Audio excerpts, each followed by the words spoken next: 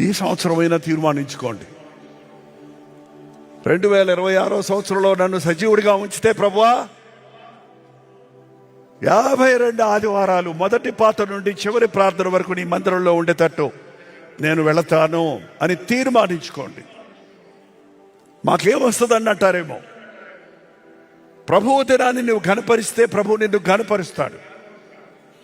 ప్రభువు దినాన్ని నీ సొంత పనులు చేసుకోకుండా, వ్యాపారం చేసుకోకుండా, లోకవార్తలు చెప్పుకోకుండా దేవుడిని ఆరాధించడానికి నీవు సమర్పించుకుంటే నిన్ను దేశం యొక్క ఉన్నతమైన స్థలంలో ఆయన నిలబెడతాడన్నాడు.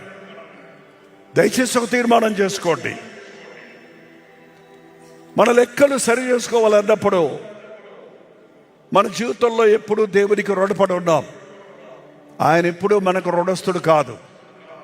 ఆయన ఎప్పుడూ మనకు అచ్చి లేడు.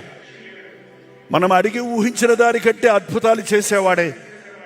మనమే అనేక సార్లు ఆయన చేసిన మేలులు మర్చిపోతున్నాం. అందుకే దావీదు అన్నాడు, నా ప్రాణమా యెహోవాను సన్నుతించుము, ఆయన చేసిన ఉపకారములలో దేనిని మరువకము. దేనిని అన్నప్పుడు ఏదైనా చెప్పమంటే నిన్న మొన్న జరిగినవి చెప్తారు కొంతమంది. కానీ నీ బ్రతుకులో ఆయన చేసిన మేలు గుర్తు చేసుకుంటే నువ్వు విరిగి నలిగిన హృదయంతో దేవుడిని ఆరాధించగలుగుతావు.